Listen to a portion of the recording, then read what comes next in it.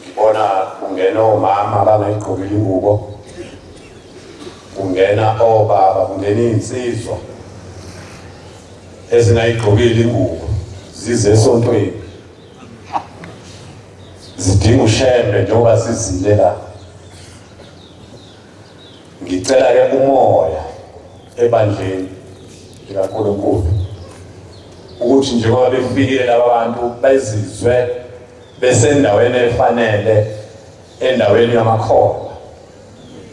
Abemukeleke abantu abazile bengayigqokile ingubo, ngicela libaphe uthando, ngicela libaphe umoya kaShembe uNyazi weZulu, nezinsizwa ezizokhuluma azihlangabeze nezinsizwa ezingenile ethempelini zitshele ukuthi njengoba zikhonza uNyazi nje iyaphila imizi yobaba bazo. Nomama ngokunjalo babatshele ukuthi njengoba sikhonza uShembe nje asizile ukuzothatha lento, kodwa sizokhonza uNkulunkulu owadala thina okhona emhlabeni nasezulwini. Sikhonza uShembe ngoba uNkulunkulu abafike emakholweni. Yathi inkosi ethemba lethu ingoma yakhona u164 yathi inkonzo yakhona umusa noxolo. Leli thempeli sicela kube lomusa noxolo. Ngiyacela inhlasuthu ezokhuluma ikhulume zizwe lezi insizwe engagqokile ukuthi njengoba zikhona iyaphila imizi, kuyagana la ekhaya, kuyahlonishwa la ekhaya, nasemzini wababa wakho uhlonipha umuzi uzube khona. Amen. Cela uNkulunkulu aziphe leyo nkonzo yokuhlangabeza abangayigqokile ingubo. uShembe ubhalile ehlabeleni zakhe khona isihlabelelo sika 126 uthi uphakama sabela wena yamukela nazi izizwe ivele emagumbini amane omhlaba njengoba beze la ethempelini bazofuna lo uNkulunkulu ke bangcwele. Amen. Abafike ke kubantu abanothando, abanomoya owodwa, ababunene.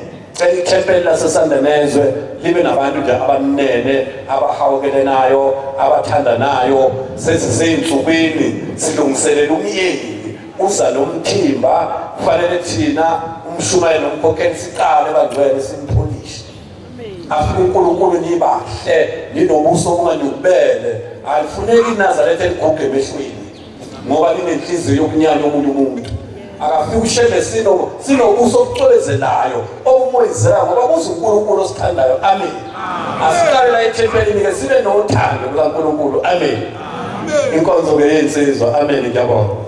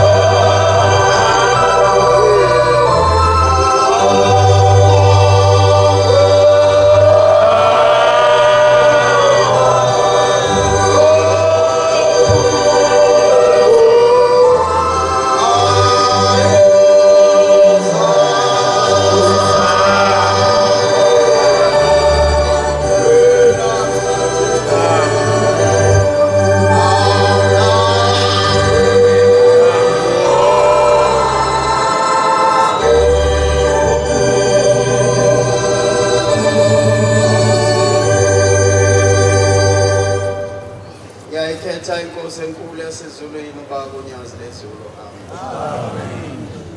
Ngiyabingelela endlini enhle yaseZulwini obaba noma nabafowethu nodadewethu egameni lenkosi ubaba uNyazi weZulu. Amen.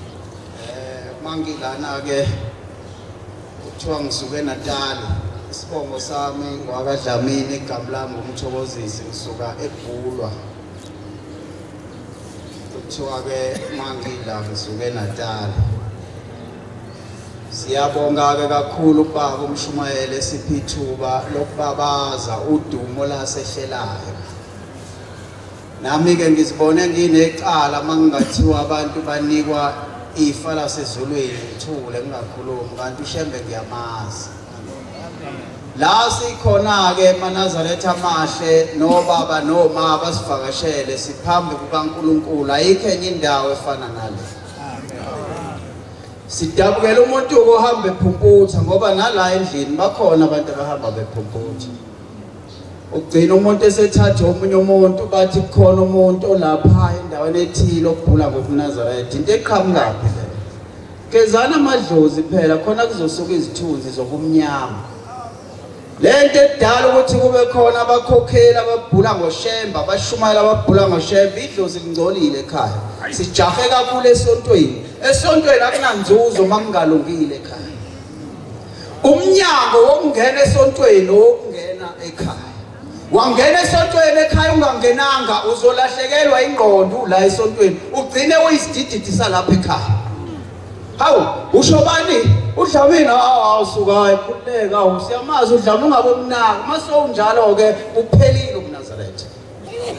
Lungisa ekhaya zonke izinto ziqonde bese uhamba esontweni la uzomukelwa khona ngike ngabona umhlolo ushemba akakwazi ukukunika into wena ophilayo ngale kokubenika abantu bakini bazonika wena. Umyalezo esinawo namhlanje uthi njengoba siphiwe ithuba asitshela abantu abafikayo la ekhaya ukuthi ushemba uNkulunkulu nami ngiqinisekisile ushemba uNkulunkulu. Amen. Ngibuke isikhathi engiganwe ngaso. Ngiganiwe umakhothi oqala wabathola abantwana kwakuhle. Ngagana owesibili wabathola abantwana bakuhle. Mase ngigana owesithathu zama wangabe sabathola abantwana. Wahambe phaphatha njengoba ngisho. Ehambe efuna intambo kuthiwa kunentambo ezitholakalayo ahamba uzilanda athi uyafika ngithi angisebenzi lento mina nginoshemba uNkulunkulu engingabazi. Uma isikhathi singakafiki sokuthi asithole labantwana sizoza sisilinde musuhamba ungena. Kusho ukuthi kujahile kakhulu mina ngizoba yini emzini angizele ahamba enyangeni bamyalela uyalelwa aManazaretha njalo. Nala ekhaya bakhona ophomu bakhona. Kukhona ubabe ngimzwile ethi mawuyiNazaretha musuphelelwa umusa emehlweni angazi nokusho njalo. iNazaretha mina ngazi ukuthi into ehlala imoyizela nje enhle ngobuso. Hayi ngobukhulu bakho, hayi ngokufunda kwakho, sesingangeni kuwe, kodwa sifuna umusa wakho thina kuphela. Wahamba wafika la afika khona wabuya wathi nazo izinto kuthiwa angiyisebenzisi into yenyanga ngiyiNazaretha enoNkulunkulu mina. Wafika uShembe ngangila emzini waseNhlahleni eMaritzburg. Wafika eqhamuke eNtabazwe ezodlula khona. Zaphuthuma insizwa hey maNazaretha niqaphele la ekhaya uvela uye kubaba uyonikela nje. Izinto zakho ziqala ekhaya umnikelo uphethe uqala emsamo uyobika isifo sikuphethe uzosisa kuShembe uthumela ehlomkhulu. Mabe ngekho ehlomkhulu ekhaya uzothumela bani ngoba wena izinto zijahile zasesontweni. Khona umuntu ongamazi umuntu okuthiwa ukhokho wakho ukuthi umuntu onjani. Kodwa la ekhaya mawubuza ukuthi inkolo yaqala kubani yaqala kubhombela inkonzo yenze kubabilanga uzazi zonke izinto zesonto kodwa ezakuba kasazi. Ukhokho wakho wayegana umabala. Hayi, ubani lo ukhokho? Ubuza iNazaretha elila endlini. Ngeke phela umgoba esontweni ngoba abantu abalinakile idlozi. Bahambe bezifebe, bahamba belala nabafazi bebantu, bakhetha wena. Njengomuntu ozobageza, awubagezile ubusiness onto, bazobuya banamathele kuwe. Uyozushela ngisho umkhokheli umuntu ongashelwa la ekhaya. Ngoba ungena abantu ababe amasoka ulungise ekhaya ujahe isonto phambili. Kucelwa kubani makiwe emhlanganweni? Ubani umuntu okucelwa kuyena makiwe emhlanganweni? Hayi senkingeni. Uthi ke lo makhothi ngiyishiye phansi leyo baba. Uthi ke lo makhothi nazi izinto ngizithole sangomeni esusibanibani. Uthi asisebenzise lokhu nalokhu nalokhu. Ngasho leli gama engilishilo. Ngase ngithi angiyisebenzisi into engingayazi ukuthi iphuma. Angiyi futhi nokunikela kushembe la ekhaya ngile ngaqala ukuzeka angikaze ngimcela umntwana mina la ekhaya ngoba uNkulunkulu uyangazi ngowakhe onjani lokhu uyocelwa baba hey safika isilwane sezulu maNazaretha hayi silandela uNkulunkulu thina ungazi ngabazela amen mangike enhlanhleni lapha emzini wakhe aqhamuka ubaba wafika ngolesibili nami ngikhona sukumele insizwa hayi socela hey ngoba umuntu ongazi ukuthi ushembe uyini phambi kwakhe mina masokuqhamuka ithuba lokuthi akubikwe usekhipha imali kade efika lapha e-tuck shop wakhipha 100 rand wathi ngicela idrink wayithenga kwabuya imali engango 80 rand lo 80 rand usiyawuthatha uyonikela ngawo kanti la e-tuck shop abavali ubusuku bonke bahlala bevulile kufika umuntu obeyoqhayize beyothenga ebodayisa umzimba uthengwe ngale mali okushintshelwe ngayo wena sowuzonikela ngayo umuntu ongenadlozi ke loyo ohamba azi ukuthi imali nje ekukhukhwini yokunikela bahamba abantu bayonikela baba kufika insizwa kaNkabinde hawu babudlamini wahlala wathula sikhonza uJesu awukushiwo njalo kanti ngidlala usizi lokuthi mina shembe ngikhumbula nini kulo amakhoti oseqede 8 years akazali nhlobo sokuze kweinkabi ingungulu yenkabi eseyinamathamba angaka ifaka u48 wengqibo manje usayozala mase ungaka kodwa ngelanga engangingalo emzini wase eMaritzburg ilapho ushemba afika khona nabantwana amen hayi Ithithizwa kaNkabinde midla mina imali hamba yonikela ngithi baba uNkabinde ngiyaxolisa nginikele ngemali yokubolekwa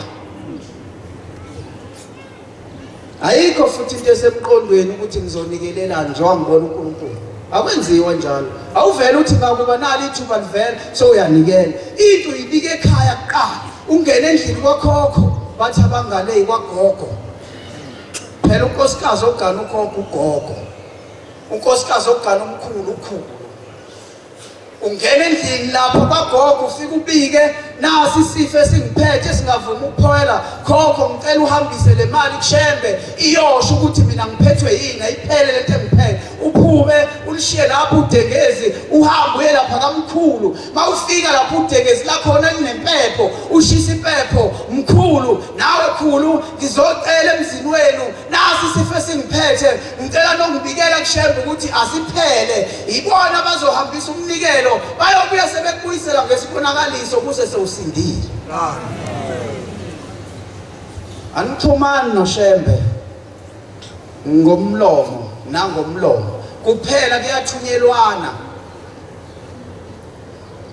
ayike ithi namhlathi isibuke namazi aqondana amehlo ngulibike lapho usizi bengike ebuhleni ngoJuly ngathi baba ngicela nje wase ngibona isigqoko kube ukuthi ungiphe yonke into engenayo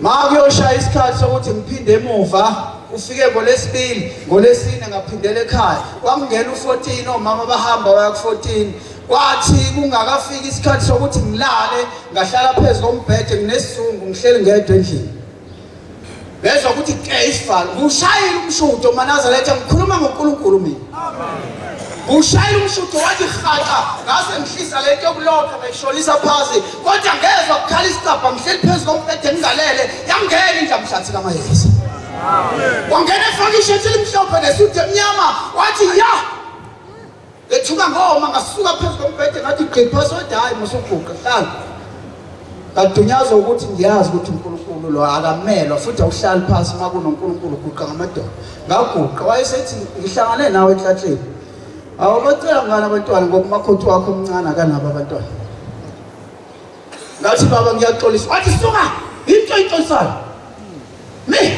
abantwana wafaka isandla ekhukhwini wabuya neduku elimhlophe wayesengifumbathisa yona wathi uma livezela umuntu ingane zakho umfana oqala intombi yesibili hayi maNazaretha sifumbuthi la ekhaya bayisa ngendlela yakho izele usibonakaliso lizilwe inkosi insizwa leyo yokuqala ngaphinda ngazala uSinako konke lizwakele izwi lenkosi intombi yesibili sikhona lezo ngane.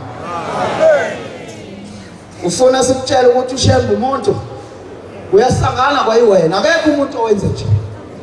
Yathi mayisuka lapho inkosi enkulu yasezulwini yasihamba yak14 yafika nyakazisa umama babelele balala onkumalanga mase siphelile isifungo.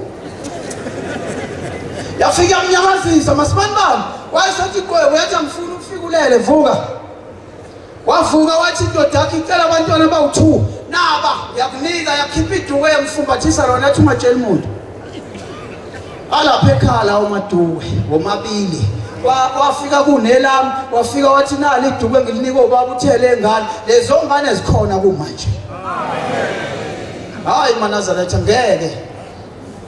ngeke indaba yami yokugcina ngiyaxolisa kubaba. Siyabonga kakhulu baba uMshumayela ukusiphifa lasezulwini. Iyona ndawo okufanele sivele kuyona ukuthi samaNazaretha. Ngoba ngeke sisaye jointini sothi mnike lapha yana kuya abantu abangenangqondo kuphela. Umuntu onengqondo ula endlini. Ufuna impilo ephokophela phambili umuntu ola endlini. Ngibamba itoho ngumuntu obenebhadi ke. Ngazalwa umuntu owayengenangqondo. Uma wathi ngesikhathi ekhulelwe mina inyanga zintathu kwase kushona ubaba ongizalayo. Uma ezothatha inzila kwase kufika mina emva kwensukwana. Lesasiphika sokuzila. Wayethi maye ngimema njengengane asiphakamisa sibeke la phezulu ekhaya. Maye sengimemile asithatha sithi gubha sembeze mina. Umuntu ongenangqondo lo ngifake enzileni zakhe esingahlangene nami. Kuhamba ke inkinga zikhona wathi ngelinye ilanga njengoba ekade ezile nami eseyogezwa kubo ngishiye ekhaya wawugeza yedwa. Sizalwa abantu abangenangqondo kodwa ngiyabaxolela ngoba bazibopha ngamaduku ingqondo ifreezile.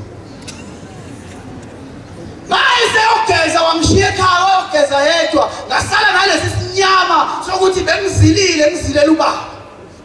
Yayisukela insizwa ithi Dlamini ngithi mfowethu ethi umlungu uthi angibuye nomuntu kusasa asambe sihambe sothi masingena nje egate athi umlungu yesibanibani uyena lo muntu ongilethela yena athi inkosana athi haya ngimfuni lo ngijike sengikhala kusukela eminyakeni u15 namhlanje ngihlanganisa ama47 umsebenzi amkazi nje ukuthola. Kodwa ngekusho ngendlela enginakho konke ngisho njalo indodana yami ithi le ngane oyikhulele umama usinakho konke. Waqanjwa ingane eneminyaka emibili 2 years. Wathi le ngane oyikhulele usinakho konke. Ngilibambe lelitoho ngihola 5,000 ngesikhathi seliphela. Angitshelwa ukuthi seliyaphela itoho ngathi nje kubuya njengejwayelo wathi umlungu ozalasa e-office wathi umsebenzi usuphelile waphela umsebenzi ngase ngibuyele ekhaya ngahamba ngiphethe lo 5,000 kuphela imali yokudla leyo vele bengisebenzela ibhodo kodwa bengingayeki ukuthi uShembe uNkulunkulu njana namhlanje ngisasha. Amen. Mangifike ekhaya ngifike ngishisa impepho ngingene kwakhokho lapha emsamo ngicele ngibuyile umsebenzi uphelile ngicela imbuzi ngicela inkomo ngicela amagusha ngicela amayashi zonke lezi zinto ngizicela zikho. Akukho ngisho isibaya senkukhu lapha ekhaya kufuyiwe ngisho inkukhu. Ngisuke ngelinye ilanga indaba yami yokugcina maNazaretha ngiyaxolisa. Ngisuke ngelinye ilanga ngithatha umakoti lo sihambe sehlathini sifike sigawule ngibuye nesiqonga ngakho isibasa sembuzi esokuqala. Uyayizwa indaba la endlini. Ngithemba uShembe ukuthi uNkulunkulu sengidimanda ukuthi akalethe lezi zinto engizifunayo. uNkulunkulu phela uyadinyanda kwesinye isikhathi. Baba nyazi lezulu nazi isibaya ngiyasakha esembuzi saphela esembuzi ngakho esamagusha saphela esamagusha ngakho esenkomo. Akukho ngisho eyodwa lezi zinto engizibhalayo bakhona abantu endlini. Amen. Ngase ngibuye lapho ngazihlalela kwafika insizwa zangapha eMkhumazi zingivakashele zafeza zabuza eDlamini yini lento zakhe la kwenze njani ngithi mina isibaya sembuzi samagusha senkomo bathi pho ngoba ngathi asivaleli lutho nje ngithi hayi uNkulunkulu sangi-organizela imfuyo yes hayi mana zolonto silandela uNkulunkulu ophilayo thina bathi makuyophela inyanga angisasebenzi ngihlele ekhaya yangena ifoni imessage efonini hawu ngangiphuma eCopa edrobheni ngizongena nje ekhaya kwangena imessage ngiphethe kabi imithwalo ngangayifunda mangizongena egcekeni kwaphinda kwangena yesibili imholo yenyanga ezu2 ingena ngenyanga eyodwa ibhalwe umlungu engangisebenza kuyena lo wangixosha wathi umsebenzi uphelile wanginika 5000 uyangikhokhela manje ukuthi wangixosha kodwa akazi yena ushembe uhambo wawufuna leya mali yathi mayingena imali efonini ngase ngibatshele ekhaya hey kunemali engenile la engingayazi ukuthi iphuma kodwa ibhalwe Mr. Spanbani ukuze ingabuyeli kuyena ngiphinde eCopa kumanje ngagibela ngafika ngayikhipha yonke leyo mali kathi mangibuya nayo ngiphuma ikhipha ngase ngithumela incingo emadodeni afuyile hey Mtungwa awusize ngembuzi hey wena zonke awusize ngamagusha hayi sokuzamela Dlamini yathi lophela isonto le mali ke endlini ngase senginamagusha u8 nembuzi ezu9 sikhuluma ngoNkulunkulu nazi ishasha sofakazi ngoba wena vele lento engiyikhulumayo awuyithandi inhliziyo yakho ayikho kwayila nazi ishasha zofakazi bakuyophela isonto lesibili lezi inkomo engizicelile kushembe zase zingena namhlanje isibaya sigcwele kwaze kwakhona ngisho isilugu senkukhu into eyingekho kaDlamini bafonile izolo bathi hayi zibuye zonke izinto imbuzi amagusha kodwa inkomo zibuyanga njengoba ngila mina olusayo indoda isebenza la ekhaya izibe neminyaka ewu8 isaka umlungu iyofuya nini uyofuya nini njengoba uhleli kubelungu mina ngawuyeka umsebenzi njengoba sengixoshwe ngathi angisafesi nginazi izinto engangaqhubeka ngifese nginoNkulunkulu engimthembayo kodwa ngathi ngoba kunekhaya lami engiyohlala kulo angisezuqhubha izinqa zomkami ngizophuma ngithatha iswebhu ngivulela imbuzi ngivulela inkomo ngivulela amagusha angisayi kumlungu nangu umlungu esibayeni amen uyobuya nini eThekwini eGoli bengingazitsheli nana ukuthi ngizohlala isonto kuze kushaye weekend ngangifike ngomsombuluko bengithi ngiyahamba ngolesibili kule ndawo ngoba ngiyifuna ukuthi ngihungula amadoda le ndawo usho njalo uma ungizala ngifona izolo ngithi hayi manje angisezubuya ngifuna ukuyesanda nezo ke ngobona uNkulunkulu wakhona wathi hayi mntanami lingakuthathi igoli kuphela kwakho la ekhaya namhlanje yonke into njengoba eyisho ingane ithi sinakho konke ayikho into engenayo emuntu umfana omdala uvela wazibula ngemoto wathenga unyiwane emhlophe imoto sithe sababaza lokho kade ithenge ngoDisemba ngoFebruary wathenga enye ebovu so2 imoto egcekeni ngiyifunana bengiye emhlanganweni kaJuly ngathathwa uyena ekhaya wangise emhlanganweni wafika sibeka noma sahlala umhlangano waze waphela mase uvala umhlangano waphindwa wazosilanda wayebukisa wasithatha ngebovu esisehleni maye sezosilanda wasithatha ngemhlophe sesisekhaya inkosi busise nekuzwile sizizile lezi zindaba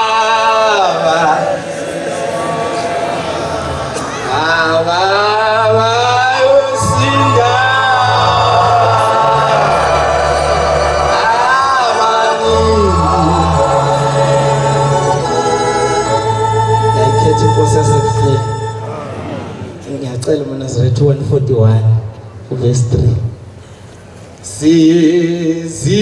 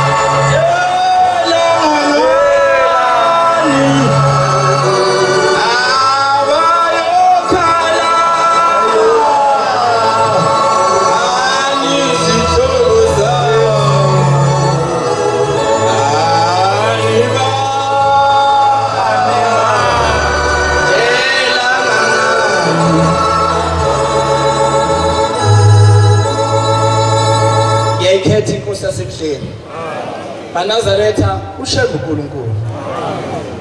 Hayi lamagamana lawa bazi kunala magama nasethanda uba maningi manje.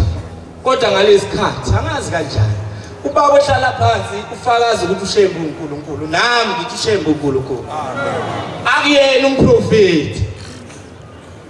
Akuyena umholi. Akulona iwundlu. Amen. Lapha entabeni engale entangakazi uxoxa insizwa seKhenani siyogeza impuleni. Ithi uthi ubaba ohlala phansi like azothetha amacala. Uthi ubaba umshumayela asitshela abantu abangagqokile ingubo lena emhlophe ukuthi sihlaleleni la. Cha bafowethu sihleli noNkulunkulu ayibonge Nkosi. Sizothetha amacala njengoba sila. Lapha entangakazi ngiyasheshisa bobaba ningitholele. Lapha entangakazi ithi sizixoxa kwathi kuyisonto kuyilanga lomgidi angazi ngoba ugidi. Angazi ngoba sigidi nami ngiyasibala. Asifuni ukugida noma usuganiwe ufuna ukugida. Abanye baze bashadise ukuthi ayile sizizwa emgidini. Phele kanjani? Abanye bathenga imvunulo ngoba bezoshada ihleli. Ilensizwa kuthiwa kwakuyisonto.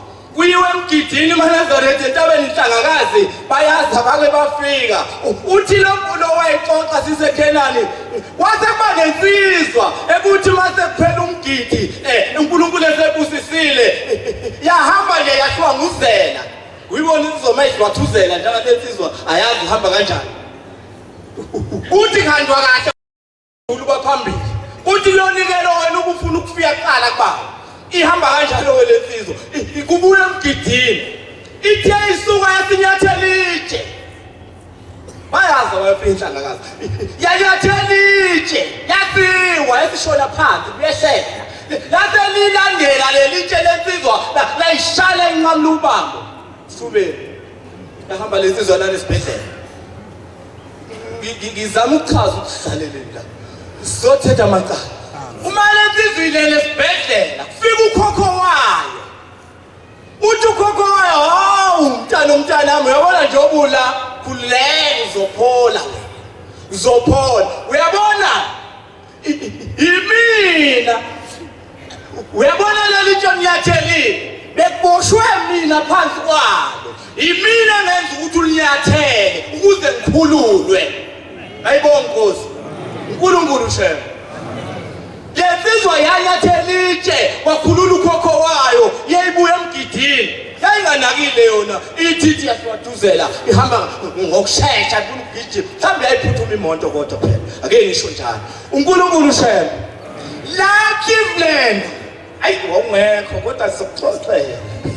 Sikubeke icala.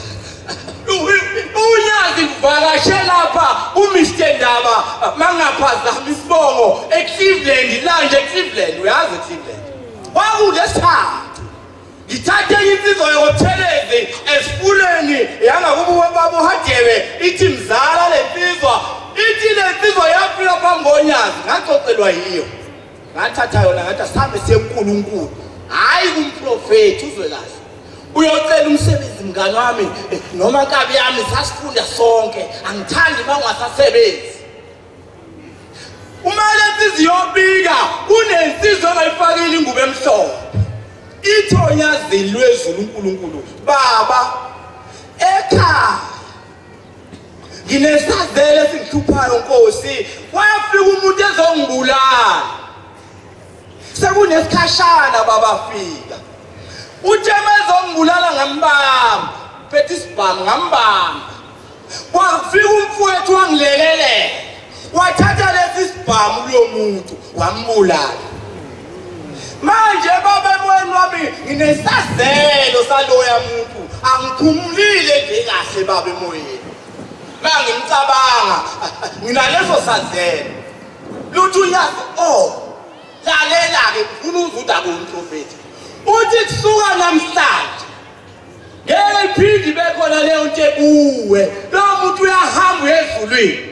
Amen. Prophet loyo umprofeti ungasho njalo uthi kusuka namhlanje lensizwe yasemsinga emsinga thoba yasezweni lakithi leya ibili ithi umfowethu wambulala ngangamthumile ukuthi ngambulala ithi lutho uyazi kusuka namhlanje uyahamba lo muntu uyezulwini ayibona Nkosi sekuhlala phansi baba ngixolele lapha eTabazwe ngangikhona 2022 ngomhla ka29 August ngonyaka ka2022 uyabona mthambo wezwa ngendaba uyabona lestimela ekuthiwa sahamba emkhathini uBombela ngangikhona kwaku5:07 ebusuku ngomsombuluko kwakuyilanga uNkulunkulu ayethe umukelwa ngathi isidlo sabona indaba enkulu maNazaretha ye maNazaretha ngabona amakhosazana asebenza ngaphakathi egijima omama banenhlanzi siyacela omalo bayiphathe kahle bayiphethe kahle vela ngisho bayiphethe kahle ayibona Nkosi ngisholo ngoba nasebuseni ngoJuly yiba babona ilanga lihalelisa kuqala ayibona Nkosi Nasekibisila ngangikhona ngonyaka odlule omama bahalalisa kuqala ingane isivule umlomo kade ingakhulumi yathi ngenesangwe nomalo bezonikela yiba basaqhamo sebehalalisa kodwa maNazaretha bengibabaza ukuthi shambe nje uNkulunkulu bafowethu engayigqokile ingubo sondelani ngamandla uNkulunkulu lophelele uyabona mawubona iNazaretha enenole njengami noma zingabe incane kanje noma inkulu uyabona mayeke wathi umprofeti uthi ayingezwe kodwa khona bangitshela ukuthi uNkulunkulu umuzo wathi wamlaleli akuyo umprofeti uThembe unyaka akuyo umprofeti ngeke ngithi emsebenzini mina insizwa lezingideploy egate kuthiwe wena usale kude leyathi sifuna uzosixoxela ngoNkulunkulu ngoba ngesabi ungesabi ngoNkulunkulu ayibona Nkosi ngiyabatshela ngithi uyabona mangingafa ngifike ezulwini la khona kuthiwa khona kusezulwini ngibuza ukuthi uShambo khona bathi akekho ngiyothi ngithi akilo leli ebengifisa ukuyakilo noma engisuka emhlabeni ngisebenzele ukuthi ngiyakilo kuyoba ngilizulu lelo lethine siyakini mangafika lethi uShambo ayilana nje akafiki noma asilazi izulu kaShambo ukuthi ngithi hayi ake ngilinde noma ake ngihambe ngisazofika ayibona Nkosi maningi amazi Nkosi wabusisa to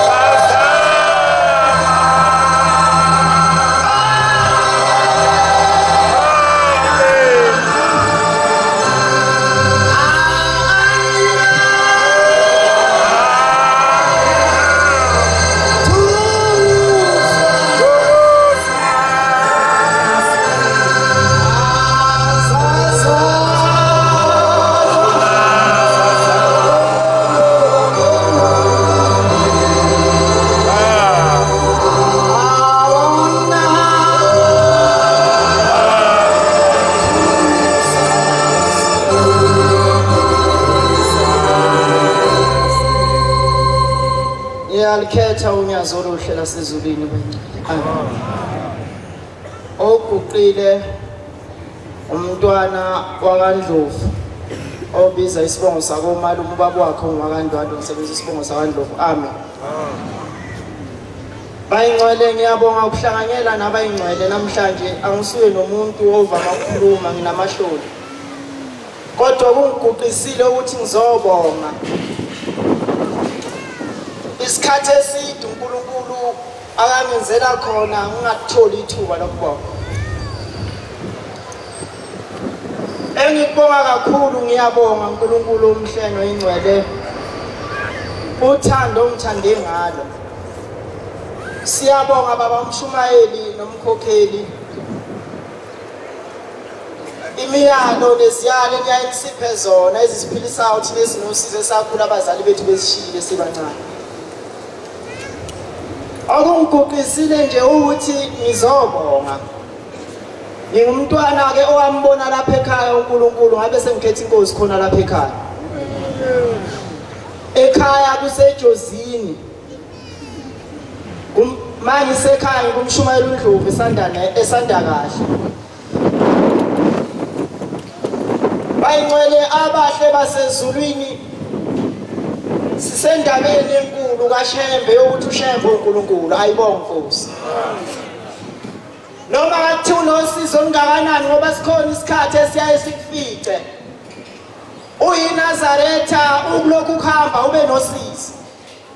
Noma uthi mawudlinze enhlizweni yakho ucabanga ukuthi akukho okunye okungangisiza, ucabanga isihlabele sithi ngizofela khona lapha esandleni sakho noma kuthi uficwa iziphi izinto.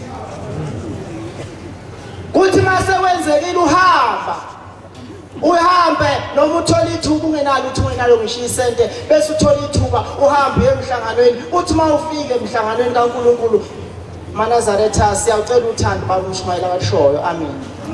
Ngoba kubuhlungu ukuthi zonke izinto usuzeswele emhlabeni bese udinga uShembe uthi mangibona uShembe kuyobe kuphelele mawuthi uyafika emhlanganweni bese uzwa abanye behlubula umuntu bethi mawukhuluma bethi mabekhuluma bese bethi awu ubeyapi bethi uzodlala. Bengayeli ukudla emhlanganweni bengiyela uShembe. Usize benginalo bedinga uShembe belingadingi wena ngoba wena ukahle. Nami ngengaba omunye okwaphila usizo lobuhlungu. Ngihamba ngingenalo ukuthi ngemhlanganweni eminyaka eminingi. Kulonyaka kodwa uJuly mangikhumbula kahle ngithathe ubaba uSibanda ngangingenalo ngisho isente ngafike ngahlala emhlanganweni. Uthi uyamaketha bese kuthi nje sakuyisikhathi esincane sokuba ngabe uyamukela vele kuqhamuka into encane ithi wena jika ayikho into yakho. Ayikho into ebuhlungu nje ungasebenzi kodwa uShembe uNkulunkulu. Bese yasha maNazaretha ethi hayi hamba uphuma ubhekele naleni. Kusho wona maNazaretha. Kunesikhathi somzima sesivivinyo oyaye uthi inhliziyo yakhe ibuthaka udinga umNazaretha ube eqinisa bese kuthi umNazaretha ephushele eweni. Ngiyabonga Nkosi yamakhosi. NgoJuly ephelile ngibone ubaba wami wahamba emhlabeni 2002 noma 2024 lapho. 2004 nakho ngiphambuka. Ngambona wabheka bezayo sasiyosebenza ngathi ngithi ngiyabhekisisa ngayibuza ukuthi kahle sikuphi masila ngathi nginaleminyaka enginayo ngiyinazaretha kodwa angazi ukuthi uShembe ubani namhlanje. Ngathi ngitshele enye indoda yayiseduze kwami ngithi mina nazi inkinga ngibona ngathi ubaba lo ngibonayo. Yathi le ndoda sondela ukhulume naye ngathi mina ngizokhuluma naye ngithini ngoba ubaba nyamazi wahamba emhlabeni. Yathi sondela kuye wayengekho ukuthi wayenganga lapha kuyoke. Kodwa ngenxa ukuthi kwabheka bezayo bayagcwala abantu. Ngathi ngithi ngiyasondela ngikhavuka kuya amehla mfasikejana naye wavela waphela ngaye ngisambona. uShembe maNazaretha uNkulunkulu ayibonge Nkosi. Ilokho namanje ngiyabonga Nkosi ungisukumisile ukuthi ngizobonga Nkosi. Eminyakeni u4 noma u5 ngingasebenzi ngingenabani ngakhala kuye. Ithe ngisemhlanganweni kaJuly kwakhala ucingo kwathiwa ngiyadingakala. Ngiyabonga kusekhona into engilibambile ngiyabonga umnyazi wezulu amen. Kunesikhathi esinjalo nawe noma ngakuthuli senkingeni engakanani. Yethemba uShembe uzokukhumbula. Mawuzokwethemba kuye noma ngakuthiwa wonke umuntu okhulumayo kufika ngaluphi ulimi. Kodwa uShembe bese uyamthemba amen. Ngithe ngisuka eJozini njengoba ngilapha yana engakhele khona. Ngibe ngathi ngelinye ilanga ngilele. Kwakusenzoshaya u4 ngalezi kwasizoshaya u4 sekuzovuka kuthi ngizovuka ngezomthandazo. Ngathi mangilele kwafika omunye umama wakamakhelwane. Uthi lo mama wakamakhelwane ngiyacela mntana lo mama wahambe emhlabeni wangeyili Nazaretha. Ube umakhelwane nje ngibuka noma ngithandaza mangimebeza isonto ngikhona lapha ekhaya engibuke ngenza yonke into mangithandaza njalo lo mama kokunye befike emthandazweni.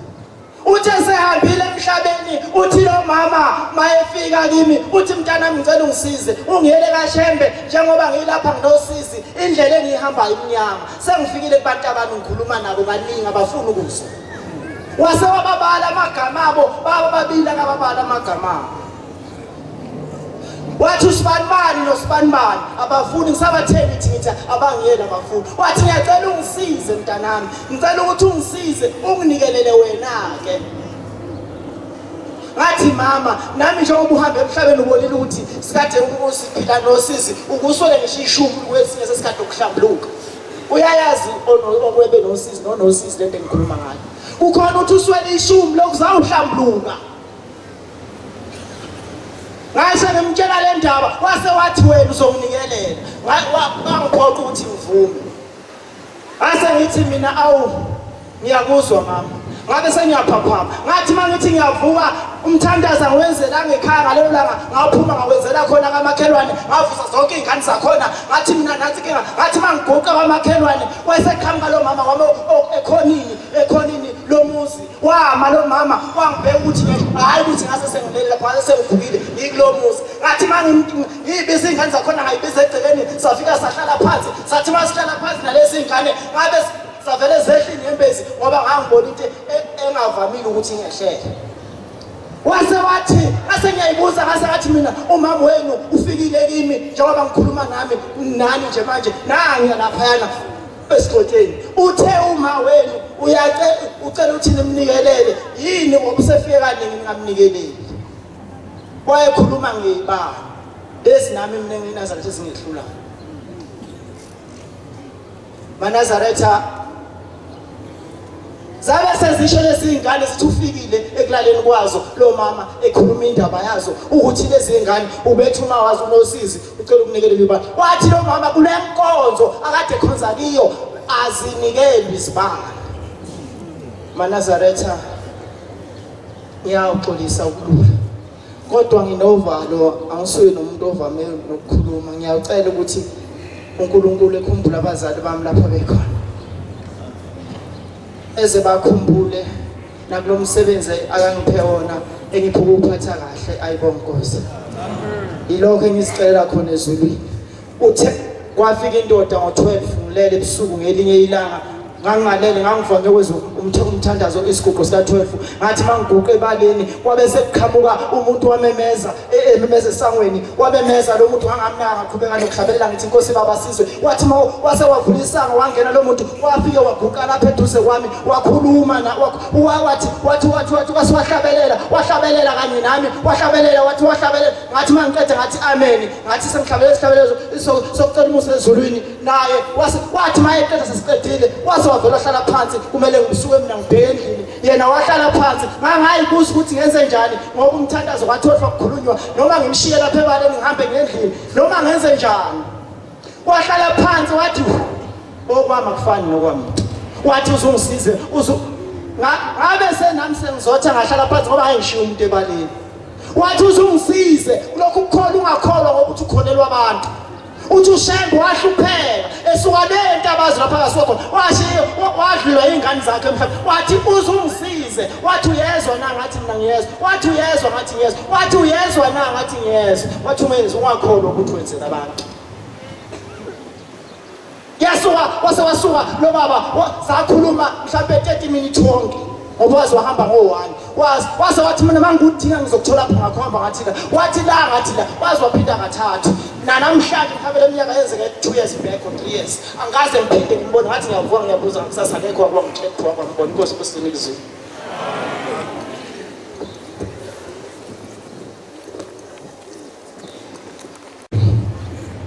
ngoba sesiguqisile ke namhlanje isihlabelo sika 149 ivesi lesibili Nazaretha ibane monye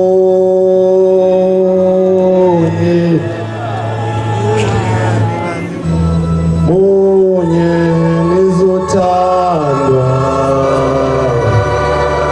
Jehova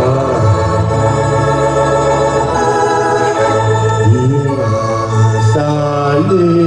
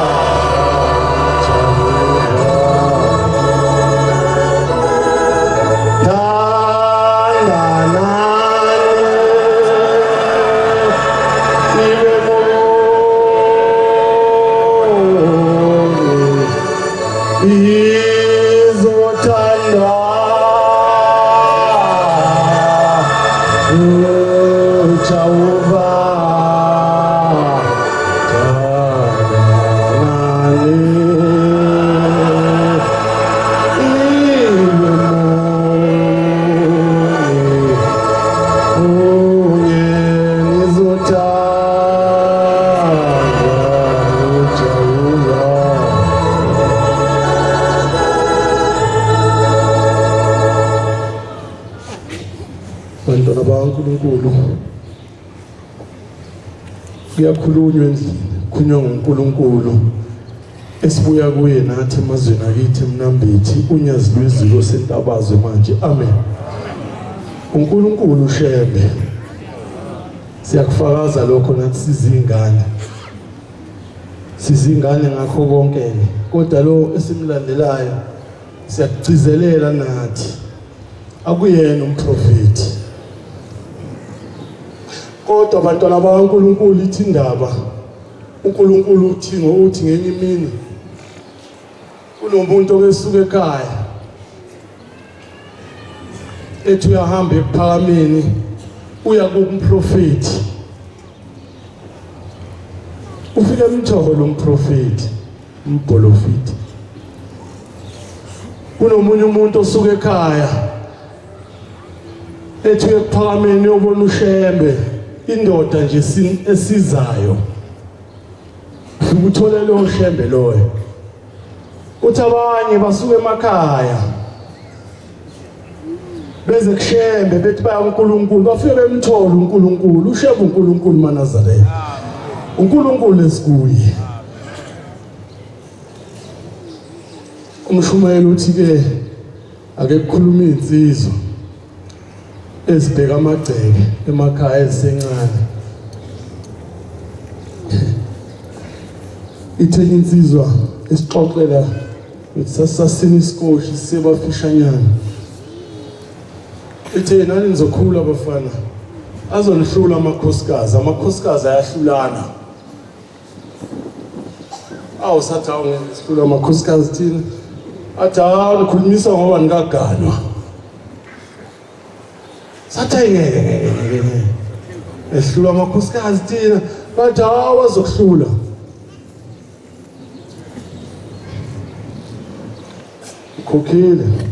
Bakhokhile mshumayeli ngelinye ilanga ngezinsizwa la. Insizwa zithi ngisilalele lezi insizwa. Zithi lezi insizwa ayikho into ebuhlungu sasephakameni zakhona lapha ekhaya. Zithi ayikho into ebuhlungu ukuthi ufike ekhaya ingane zakho zamaNazaretha zigundiwe ekhanda.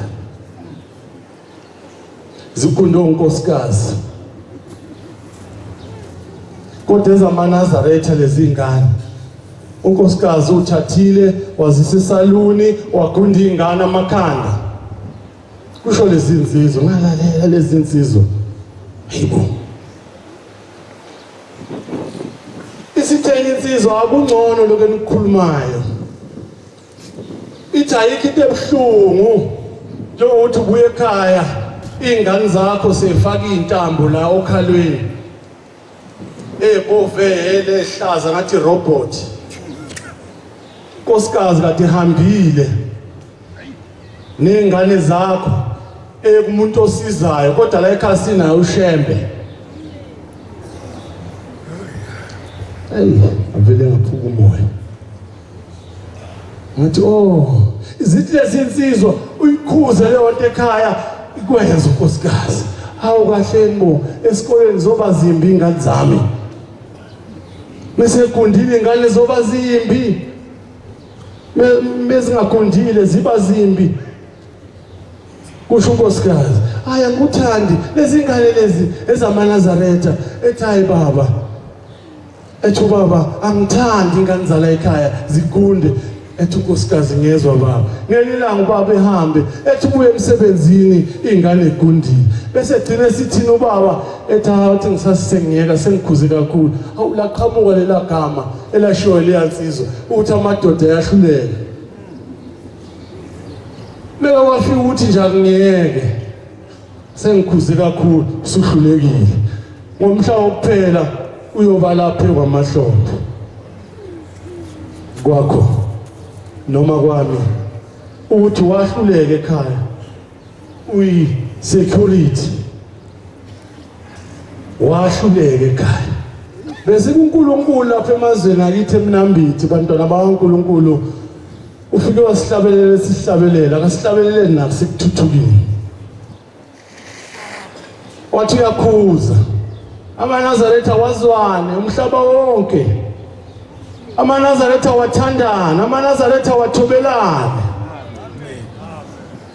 umNazaretha akasiza omunye umNazaretha ngiyabonga ke la ekhaya siyafundiswa leyo nto kakhulu siyabonga Mshumayeli siyabonga Mkhokheli siyabonga Siphezi ukusifundisa inhlonipho kulomuzi wasisandanezo isikhathi asekho siselayinini ngesonto lokuqala lapha kuJehova njengoba ngakithi uJehova besilungisile nathi uNkulunkulu mengakini bokwenza sure mekhona kodwa amandla izimbuzi zakini ezophuma ekhaya abathikithi wenze yonke lento enziwayo esontweni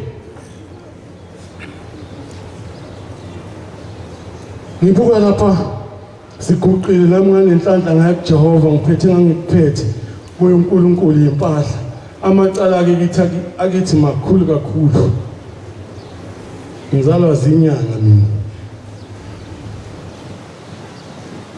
khaya bekufika abantu befike bethole izimpi nje mekuyoliwa impi kufika abantu ekhaya ebenza umkhulu into akabenza yona ihamba ihlasele bewini kodwa ngiyibuka lento ukuthi umkhulu ugaxele ngaleyo nto yimi ngithetha lawo macala namhlanje engicela uNkulunkulu shembe ngicela ungivikele lezi zinto ababezenza omkhulu bami okhokho bami bengazilethi kimi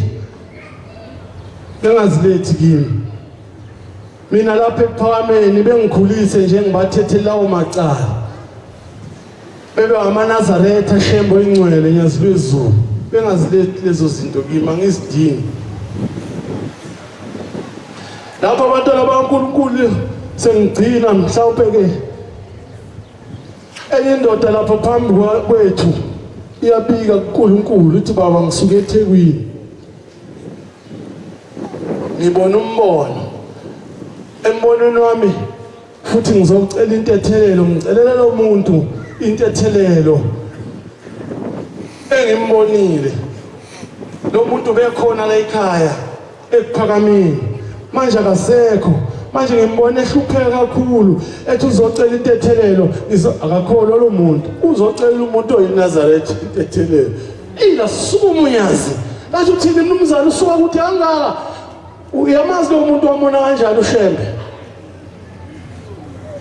wathi baba hayi ngizocela intethelelo ukuthi ngimbonile engathi uyenza uzobuya la ekhaya uthini ungakhuluma indaba yakini ingaka indaba zasemakithi ziningi bantwana baNkulunkulu engathi mase siphambi kaShem sikhuluma indaba zasemakithi omkhulu bethu babephathi ikhwama izo lezi ikhwama njalo namanje kufike ngayo eMnambithi fanele ngemanzini njalo lezi ikhwama babephatha bengazilethi kithi Shembe siyacela Shembe fanele njalo semanzini bayogeza kathunyazi lwezulu ebuhleni nina madoda kumbe kakhulu nina madoda noma ningabhabhadiswa kalishumi ngene emanzini kalishumi ngenxa yokuthi labantu enibakhonzela abafuni sithi selifakele yaphambili igiya alingeni Shembe silekelele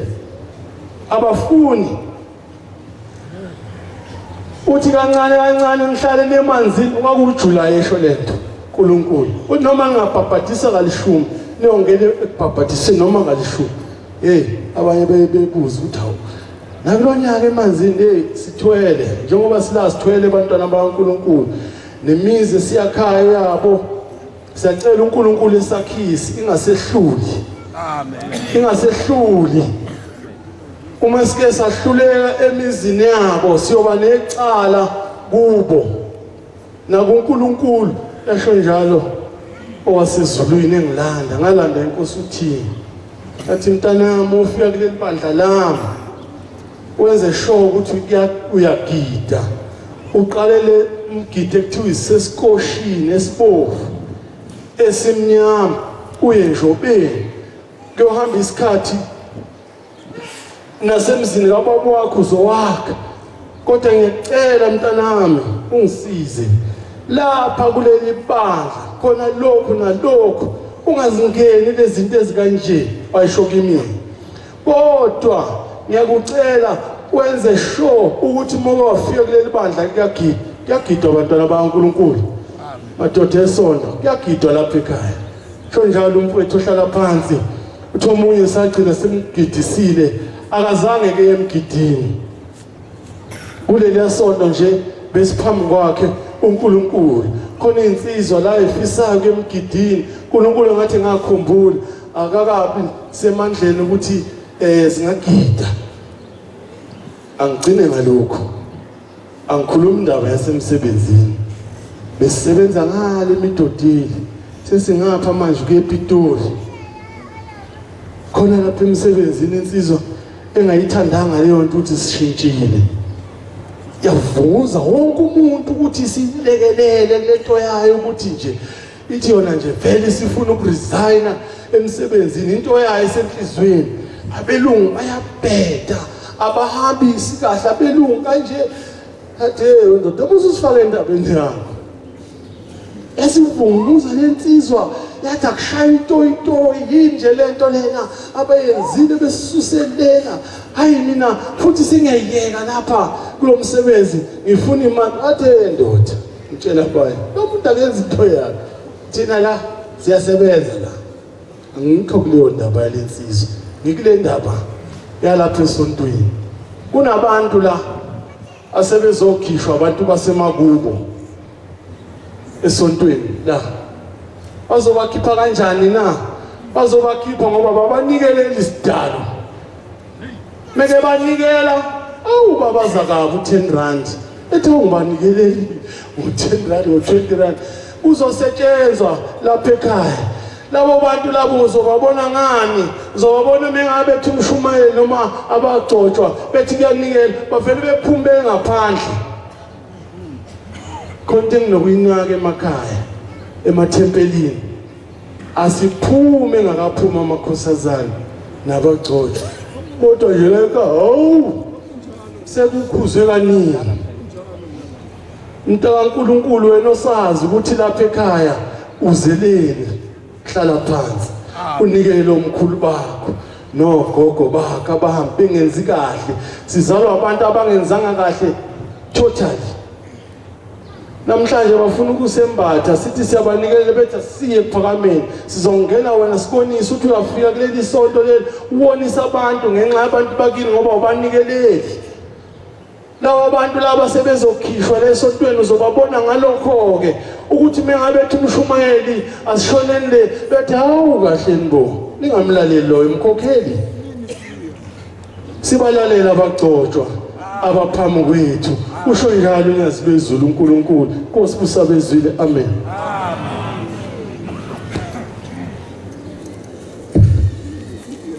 Seside kade ngihlupheka umsebenzi ngawutholi. Bengithi mangingena ethempelini ngisindwa amahlombe noma ngisekhaya ukuthi angizamule njalo. Ngingazi ukuthi ngizamula ini. Ithi nginikelile nganikelela ukhokho wami. Ithi lensizwa lento ngiqale mangiqeda ukunikela ngaqala ukusindwa amahlombe. Uthi sengiyasebenza. Njengoba ngiye emhlanganweni. Ufike ukhokho wami wathi lo mnikele engamnikelela ngawo kuJulayi. Uhambile uShembu uNyazi bezulu lwaya ezulwini lakithi. Mina bengingangenile emndenini. Ngangiyinyanga awuqeda umndeni ngobulala ngokuthi ngiyinyanga ngifuna ukuba mkhulu ngedwa emndenini. Uthi ngithema ngambe emhlabeni wangithatha umndeni wangibophela esihlahleni njengoba izinto zakhe kade boshibhekile imini obeboshiwe. Uthema unginikelela uShembe waqhamuka noCeba wanqamla zonke izintambo ngawa ngawela phezu kwakho ngoba ngifuna ukugezwe usindwa yimi kade ngiphi into zakho. Nkosi usabezulu, Nkosi uphuma kwebandla. Osazana ihlabelele abantu abangayigqokile le. Nkosi yangelithe